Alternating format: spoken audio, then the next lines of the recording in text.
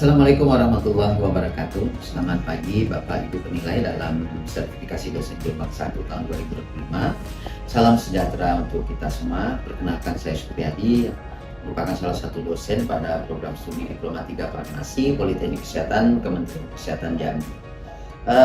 Video ini kami buat untuk melengkapi persyaratan dalam rangka pengajuan sertifikasi dosen gelombang 1 tahun 2025, yaitu tentang pernyataan diri dosen dalam unjuk kerja Tridharma Perguruan Tinggi atau PDD buka TPT dalam bidang pembelajaran.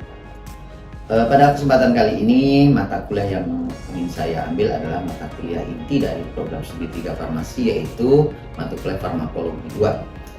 Di mana mata kuliah ini terdiri dari 2 SKS, 1 SKS teori dan 1 SKS praktek. Mata kuliah ini disampaikan dengan metode Cooperative Learning atau e-learning dan Student Central Learning atau SCL. Terkait diskusi mata kuliah ini membahas tentang aspek dari mekanisme kerja obat, aspek farmakokinetik obat, aspek farmakodinamika obat, indikasi obat, efek samping, dan bahaya-bahaya obat lainnya. Kemudian untuk CPL mata kuliah ini terdiri dari 1. Lulusan mampu melakukan pelayanan kefarmasian komunitas terkait dengan cara penggunaan obat yang rasional. Yang kedua, lulusan mampu memilih obat yang rasional dalam pengobatan penyakit pasien. Dan yang ketiga, lulusan mampu melakukan pekerjaan kefarmasian di sarana pelayanan kesehatan dan komunitas. Untuk capaian pembelajaran mata kuliah ini atau CPMK-nya, 1. Mahasiswa mampu menjelaskan pengertian, penggolongan, mekanisme kerja, indikasi, kontraindikasi, efek samping, dan efek toksik dari obat.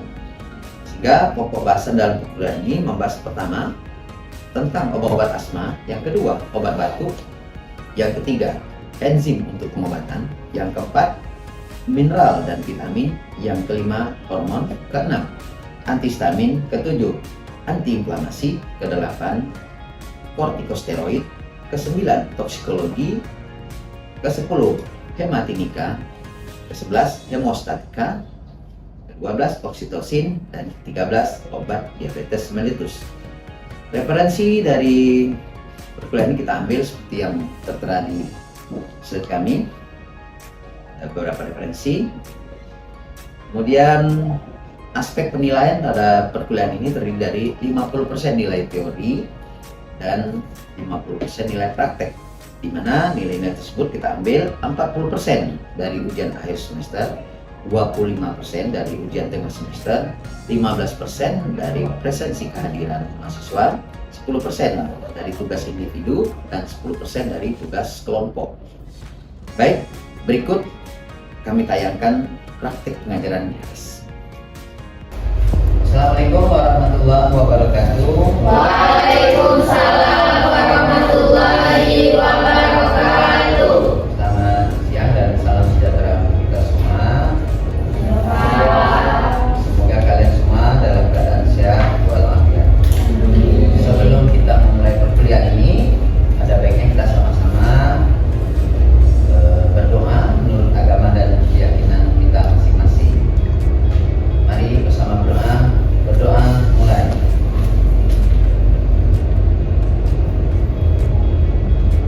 Berdoa selesai. Baik anak sekalian, pada kesempatan siang hari ini kita di perkuliahan kita farmakologi, kita pada hari ini sudah masuki pertemuan ke-11, ya, mana materi hari ini adalah materi tentang analgetik antiinflamasi. Tentunya sebelum kita jauh melangkah ke pertemuan selanjutnya atau materi lebih mendalam, ya, di pertemuan yang lalu sudah kita bahas pintas tentang obat kortikosteroid. Masih ingat ya? Ya, masih ingat gak? Apa contoh-contoh obat kortikosteroid? Silakan, coba. Contohnya itu ada dexamethasone dan dexamethasone. Dua obat. Oke, ada lagi yang tahu? Ada triamcinolone sama hidrokortikosteroid. Mantap, bagus. Ada lagi? Nah, siapa mas? Silakan. Prednisolon sama prednisolon. Alhamdulillah, luar biasa. Masih ingat contoh-contoh obat kortikosteroid ya? Karena obat ini memang harus hati-hati dalam penggunaannya. Kemarin sudah kita sampaikan, ya. Kemudian kortikosteroid masih dibagi dalam beberapa golongan besar. Ada yang ingat nggak? Yang ini Pak. Nah, Yang silakan, Mas Kak. Yang dan mineralocorticoid. Mereka punya fungsi apa saja? Fungsi kalau yang glucocorticoid itu efektif pada metabolisme karbohidrat dan tubuh. Kalau Mineral. dengan mineral itu efek kuat kesimpulan cairan dan elektrolit. Nah, tangan dulu ya. Kalian udah alhamdulillah masih ingat untuk pertemuan yang lalu, dan alhamdulillah hari ini kita coba dengan pertemuan baru tentang obat analgesik ya. Jangan dilupakan ya, karena nanti pekerjaan saudara juga akan terkait dengan obat-obatan. Baik, kalau kita bicara tentang obat-obat analgesik sekalian, obat analgesik ini banyak sekali beredar di pasaran dan ini sangat penting dalam penggunaannya sehari-hari dalam kehidupan kita. Artinya juga banyak digunakan untuk kesehatan. Nah, obat analgesiknya berbeda dengan kelompok-kelompok obat yang ada namanya obat narkotik. Ya, kalau analgesik kita masuk sekarang yang kita bahas di pertemuan kita kali ini adalah kelompoknya adalah kelompok obat pereda nyeri.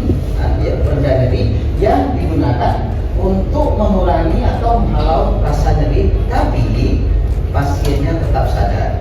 Ya, pas tetap sadar itu artinya dia tahu kapan dia minum obat, dia tahu kapan berapa banyak obat diminum, dia tahu berapa jumlah yang diminum. Jadi obat seperti ini digunakan tanpa mengurangi kesadaran. Beda dengan narkotik, hilang rasa sakitnya dia minum, dia nggak sadar, ya dia nggak sadar, tahu udah selesai semua, ya itu perbedaannya.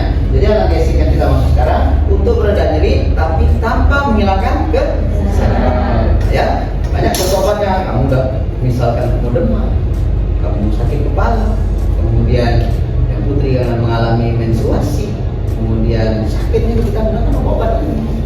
Terus kelompok obat analgesik ini ya maksudnya, kemudian kita sakit gigi dan sebagainya. Itu adalah contoh-contoh keadaan di mana perasaan obat itu kita gunakan. Nah, nyeri kenapa bisa kita bahas sih? Nyeri ini adalah kalau kita bahas merupakan perasaan emosi yang tidak enak berkaitan dengan ancaman atau kerusakan jaringan. Jadi kalau ada terbentur, ada luka, ada tusuk jarum dan sebagainya, kan ini dan terkait dengan emosi juga. Makanya kan orang nggak pusing, sakit kepala itu jangan ya jangan diganggu gugat dan sebagainya ya, karena terkait dengan emosi. Orang sakit gigi jangan disampai terus kita jangan diganggu ya, ada kaitan dengan emosi ya.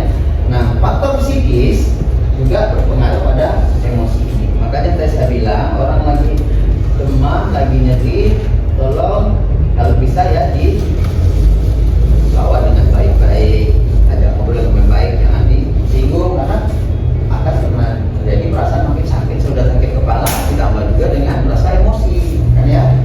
Kemudian nyeri tiap orang kan beda-beda ya, maka di sini toleransi ini nggak sama. Misalkan si Aska sama Nope ini sama-sama sakit kepala, tapi yang satu tahan, satunya enggak ya. Kenapa? Ini dengan perbedaan toleransinya. Kekuatannya beda-beda, tergantung latihan daripada mereka, tergantung dari mana mereka dari awal sudah dibentuk ya. Orang Afrika mana kuat semua dibanding orang kita kan udah sama, udah mereka ada fisik dari bentuk. Jadi kalau kena sedikit aja jarum dan sebagainya dirasakan. Saya lanjut. Dalam banyak hal nyeri ini merupakan suatu gejala. Kenapa bilang gejala? Bisa kalau kita jadi di kepala, bolak-balik sakit kepala, kita mengambil obat anti nyeri atau obat anti inflamasi. Kita minum hari ini, berapa jam kemudian kita sembuh. Dan dilanjutkan lagi, berapa jam kemudian atau berapa siangnya atau sorenya sakit kepala lagi, minum lagi, sembuh lagi. Besok pagi sakit kepala lagi. Nah, udah beberapa kali pemberian obat nyeri ini kita berikan, nyerinya hilang kalau beri obat, tapi masa kerja obat berhenti, nyerinya timbul kembali. Apakah yang harus kita teruskan? Ini yang harus kita waspadai. Ada apa di kepala kita? Jangan-jangan ada penyumbatan aliran darah atau ada oksigen otak yang tidak cukup oleh aliran darah. Maka itu ada pemeriksaan lebih lanjut. Maka disebut ada gejala. Jadi ada gejala. Gejala apa? Gejala penyakit yang lain. Obat anti nyeri hanya diberikan kalau nyerinya timbul. Kalau nyeri nggak timbul maka nggak perlu diberikan. Makanya di narkotik harus selalu diberikan hanya jika perlu atau jika perlu aja diberikan. Kalau nggak sakit nggak usah. Tandanya apa? SPRN-nya, Renata. Gunakan jika sakit. Kalau nggak sakit nggak diberikan. Maka beda dengan obat antibiotik. Ya, walaupun sakitnya harus sembuh, tapi harus selalu minum sampai habisnya. Tapi kalau enggak, selagi dia sakit berikan, enggak stop. Ya, stop. Beda seperti itu, ya. Nah, ada juga nyeri dianggap sebagai isyarat. Kenapa dianggap sebagai isyarat? Walau nyeri di pinggang bolak-balik, ada nyeri di lutut, ada nyeri di kaki. Kita minum obat anti diklofenak misalkan, atau meloxicam diberikan, contohnya obat anti inflamasi ya, nyeri ya. Nah, memang sembuh, udah enak, setengah jam udah rasa nyerinya hilang. Tapi timbul lagi, bolak-balik timbul lagi. Ternyata dicek lebih mendalam, ternyata ada peradangan. Kalau sudah ada peradangan, obatnya nggak cukup dengan anti inflamasi aja, ada obat lain yang harus diberikan. Makanya sebenarnya boleh dikatakan nyeri dalam keadaan adalah suatu gejala. Oke, seluruh tubuh kita mempunyai mediator nyeri. Kecuali ada mungkin rambut, ya nggak ada ujung gigi, nggak ujung kuku, nggak ada. Kalau ada orang potong rambut jerit kan, nggak ada kan? Karena saking sakitnya mediator nyeri berjalan pak, nggak ada. Ujung kuku juga nggak ada. Rambut. Jadi di antara ini kamu pahami di tubuh kita semua punya mediator nyeri. Kamu lagi nyeri menstruasi juga ya sama. Prostaglandinnya pas, salah satu contoh mediatornya prostaglandin. Lepas terus pas sampai kota kamu sakit, maka sama menstruasi sakit. Kamu memberikan obat misalkan paracetamol atau asamefenamat diminum, maka produksi dari prostaglandin akan dikurangi, produksi mediator nyeri akan dikurangi, sehingga yang sampai ke hipotalamus juga berkurang, maka rasa sakitnya juga berkurang. Jadi fungsi obat nanti gimana pak kalau nyeri akan mengurangi produksi daripada mediator nyerinya, ya, oke ya. Nah, ambang nyeri tiap orang tidak sama, level nyeri tiap orang tidak sama. Saya contohkan tadi si Puskas sama si Open kan beda-beda, ada tergantung mereka. Makanya ada orang kena saling bikin jerit sampai tidak mau sekolah, tidak mau kuliah, ya. Ada yang udah mau tekad masih jalan juga, ya. Seperti bapak dulu kan patah beliking bapak, tetap saya ke kantor berangkat. Seharusnya sekalkan dokter, saya nggak boleh ke kantor, harus istirahat total. Tapi saya nggak bisa, walaupun saya tahan. Tapi kalau orang lain berbalik. Artinya apa? Ada level nyeri yang tidak sama, ya. Mbak-mbaknya juga mungkin satu mengalami menstruasi, satunya mengalami menstruasi juga. Tapi yang satu sakitnya, yang satu tidak. Padahal penyakitnya sama, dismenor. Ya, sama-sama dismenor, tapi tingkat nahan nyerinya berbeda. Itu yang disebut dengan tingkat level nyeri yang biasa tiap orang berbeda. Sehingga ada yang saat dismenor sampai tidak kuliah, ada yang satu nggak tahu kalau dia lagi menstruasi, karena nggak merasakan sakit, karena dia udah biasa punya kemampuan fisik yang beda, ya. Yang ini disebutkan merupakan intensitas rangsangan terendah saat seseorang merasakannya. Jadi kalau kena tusuk duri sedikit saja, jeritnya tampung. Yang satu lagi duri dipijak sama dia, nggak apa-apa. Ya, bukan kebal enggak, tapi nggak biasa rasakan. Ya, itu apa perbedaan level tiap orang tidak sama, walaupun judulnya kena duri. Nah, sekarang kita lanjut ke sesi berikutnya terkait dengan demam. Kenapa Pak jauhnya demam Pak? Ya, demam ini ngikutin orang nyeri kalau timbul apa? Demam. Demam dikatakan ada suatu gejala bukan penyakit. Ya, jangan pikir sakitnya apa? Demam Pak. Sakitnya apa? Demam. Demam bukan penyakit. Demam adalah gejala. Ya, demam adalah gejala. Kenapa? Orang sakit gigi, ya, orang malaria, demam berdarah, demam juga ada demam berdarah. Nah, tipes demam juga. Ya, tapi demam itu bukan penyakit, tapi demam adalah gejala. Dan suatu penyakit timbul adalah demam. Ya, kenapa? Demam itu bisa timbul karena reaksi alkes daripada tubuh kita terhadap infeksi. Kalau memang ada infeksi, tadi kalau knalpot, ada bengkak, nanah, ya, agak diobati dari awal, itu timbul demam. Ya, itu timbul demam. Kenapa? Nah, penggolongan. Ya, penggolongan nyeri ada saya jawab itu sudah sampaikan. Ada analgesik non narkotik, ada analgesik yang narkotik. Ya, kita bahas sekarang ada yang bersifat non narkotik, ya, kan narkotik, ya. Nah, kenapa ini kita nanti materi tersendiri untuk yang narkotik ya nggak pada saat ini kita bahas, ya. Nah, kita lihat sekarang dari hal untuk penanganan nyeri ada 3 proses dalam hal penanganan nyeri, yaitu di mana yang pertama obat nyeri itu kalau menghilangkan rasa sakit atau mengalami peradangan dengan cara yang pertama merintangi terbentuknya rangsang nyeri. Jadi rangsang nyeri itu nggak terbentuk lagi, prostaglandin nggak dikeluarkan lagi, Siapa yang ngasih? Karena obat. Kamu menstruasi tadi, karena apa? Terbentuk pelepasan sel telur dari uterus, tinggal timbulkan pelepasan sel prostaglandin. Nah, prostaglandin ditahan, nggak boleh diproduksi. Siapa yang nahan? Sampai penamat misalnya. Ya, sampai penamat, maka yang terjadi akan menghalangi terbentuknya pasang.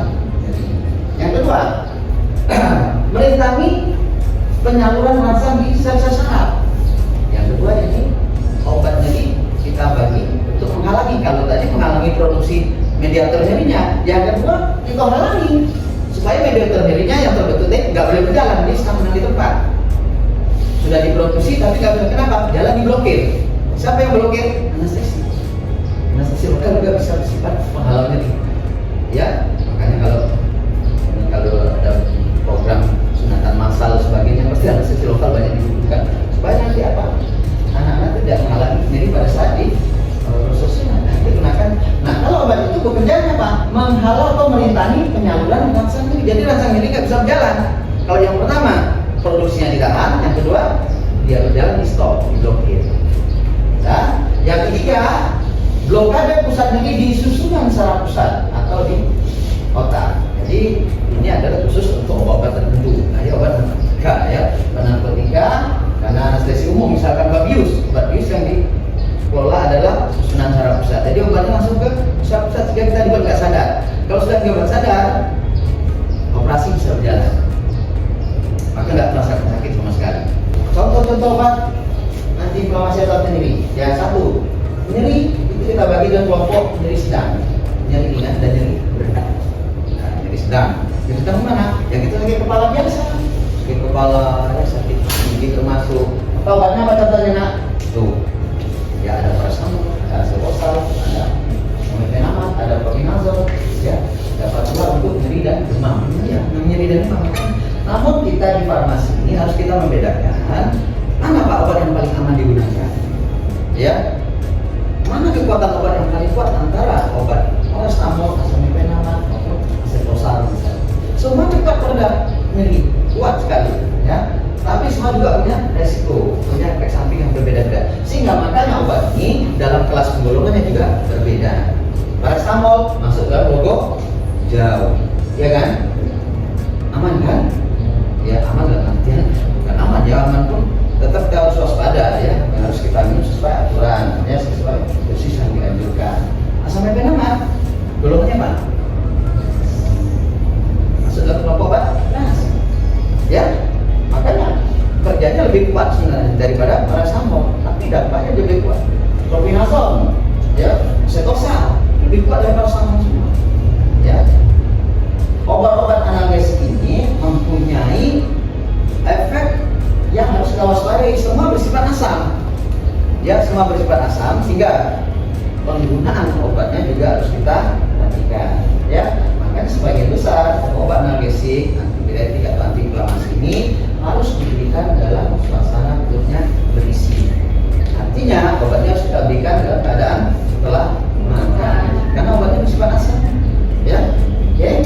Nah, ini saya sampaikan tadi, obat-obat antiinflamasi ini semua sebenarnya mempunyai sifat keasaman yang tinggi, ya. Sehingga kita perlu waspadai dalam penggunaannya. Ya, sebenarnya ada yang harus Anda sampaikan kepada pasiennya dalam hal penggunaan obat ini adalah jangan sampai digunakan dalam keadaan perut kosong. Ya, sampaikan karena akan meningkatkan sifat keasaman daripada lambung kita, sehingga nanti sakit kepala sembuh, sakit gigi sembuh, buka lambung naik. Ya, itu harus kita waspadai itu. Memang kalau secara pemberian efek obat, kita kembali ke farmakologi materi kita kali ini, ya, absorpsi obat akan baik pada suasana lambung kosong. Tapi lihat dulu obatnya, ya. Obat yang seperti ini kelompok antiinflamasi enggak sembarang kita berikan, ya. Nah, obat antiinflamasi ini sebenarnya juga punya khasiat utama bukanlah untuk nyeri saja, tetapi juga sebagai bisa untuk antidepresif, ya, dan antiepileptik ada juga, ya, dan mampu menghilangkan nyeri tanpa mempengaruhi susunan saraf pusat atau menurunkan kesadaran dan tidak menimbulkan ketagihan. Tadi ya, daya antipiretik dan daya antiradaknya kuat. Jadi obat kelompok antiinflamasi sebenarnya khasiat seperti ini. Ya. Selain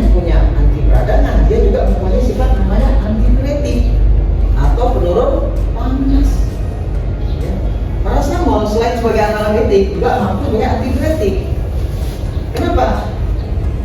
Paracetamol di samping dia tadi mengurangi produksi prostaglandin, dia juga mempengaruhi reseptor daripada hipotalamus untuk supaya membuka pori-pori kulit.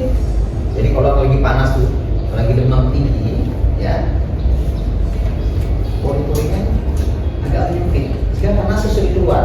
Nah, oleh kelompok obat antiinflamasi ini, ya, dia mempengaruhi hipotalamus untuk tolong buka pori-porinya agak lebih lebar. Direspon seperti itu, maka pori-porinya melebar. Pori-pori melebar, kekuatan panas yang ada akan keluar uap panas yang melalui pori-pori.